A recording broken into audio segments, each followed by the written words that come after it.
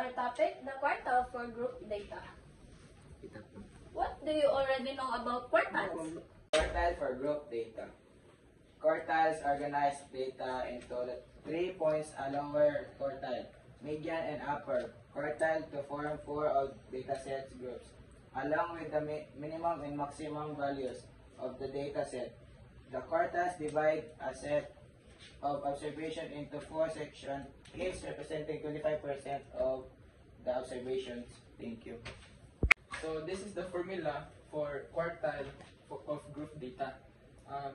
Medyo naglibog mo, pero ako yung ninyo, unsay term ani nila. Ang LB, which is lower boundary of the QK class. N is the total frequency. CFB is the cumulative frequency of the class before the QK class. And the I, size of the class interval. And the K, nth quartile, where n equals to 1, 2, and 3. Thank you. Example 1. Calculate the quartile 1, quartile 2, and quartile 3 of the mathematics test score of 50 students.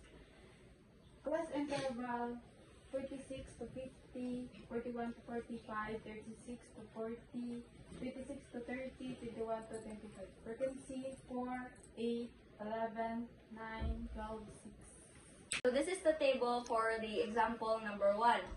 Pero before mo solve sa quartile, you should complete the table first. Mostly kay dili ni given ang lower boundaries of ang CF. So to get the lower boundaries, as said sa katong group ni Aljun, minusan ninyo ang pinaka-lowest nga interval og 0.5. And then sa cumulative frequency, same result. Mag-start mo sa pinakagamay, copy, then i-add na ninyo. Then, mag-solve na mo sa quartile 1. So, sa pag-solve sa quartile 1, before ka mo kuan sa solution, unahon ninyo og pangita si n over 4. N stands for the total frequency. Pagitaon ninyo una si n over 4 para makaiba mo asa dapit si quartile 1. So n over 4 is equal to pila ang total frequency is 50 over 4. Si 4 kay constant na. So 50 divided by 4 is 12.5. This means we need to find the class interval where the 12.5th score is contained. So after ani kay kompletuhon ninyo ang given.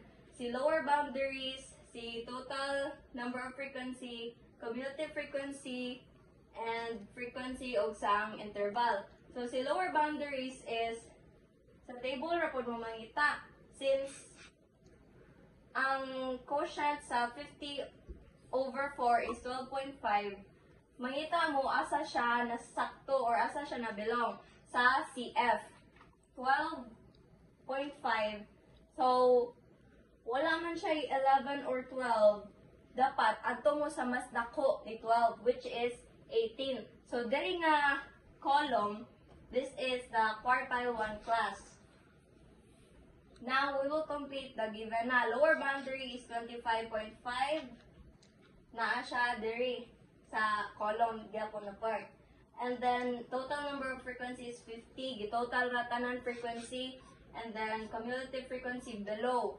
So, si CF, kay naman siya yung CFB, below sa quartile 1 na CF, ang imong ibutang sa cumulative frequency below.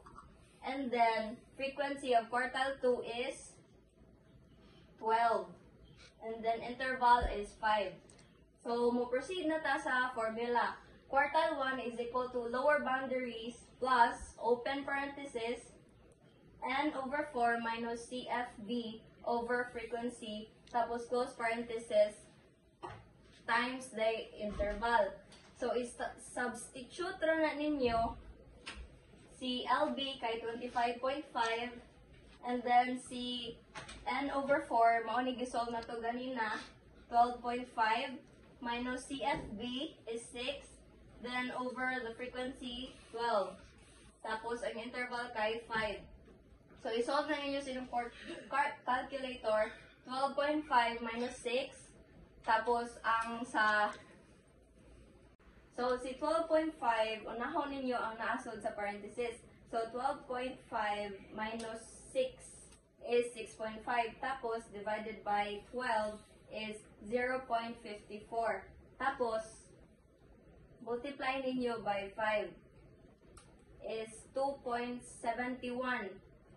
Then, after that, i-add ninyo si 2.71 plus 25.5 plus 25.5. So, ang ligawa sa calculator is 28.20. I-round off na to kay ang tapad ni 0 kay 8 man. So, mo na result kay 28.21. So, we're done on quartile 1. So, we're going to proceed on quartile 2. So, ningon man si Del Socorro nga unsa mi pakuha si LB o CCF. So, we're done with that. So, bago ta mag-solve sa katong kwan, unang sali natong 2n over 4. So, ang n is total frequency. So, ang total frequency din nato is 50. So, 2 times 50, 100. So, 100 over 4 is 25. So, this means we need to find the class interval where the 25th score is contained or greater than 25 sa CF. So, ang greater than 25 sa CF is 27. So, this is our quartile 2. Before ito mo solve is we need to find this. So, pangitaw na to sa LB and CFB, FQ2, ug I. Ang atong LB is 30.5. Di ba, ningon ko atong quartile 2 is kaning 27 pala. Dito ba? Yeah, ang atong N is 50. Yeah, kaning CF is ang meaning na kay cumulative frequency below. So, below ni 27. So, ang below man ni 27 is 18. So, atong CFP is 18. Yeah, atong frequency of quartile 2 is 9. Yeah, atong class interval is 5. So, pagkuha sa class interval is we need to count 46 to 50 or 21 to 25. So, example, 21, 22, 23, 24, 25. Then, we're done. Nakita na nato siya. So, isolve na nato siya. First, kay kanang ibutang na nato. Then, first, kay kanang reminder di ay if kanang sud gyud sa parenthesis, mao gyud na yung uno nato. So, first at the solve is 25 minus 18. I-divide na natog 9. Nya, kuan may ang result sa kanang pag-divide sa 25 minus 18, divide 9 is 0.77. Nya, ang ikatulong na number is 7 man, over naman siya 5, ato na siya i-round off. So, mahimo na siya 0.78. Then, dana ka times 5 na nato siya. Wait.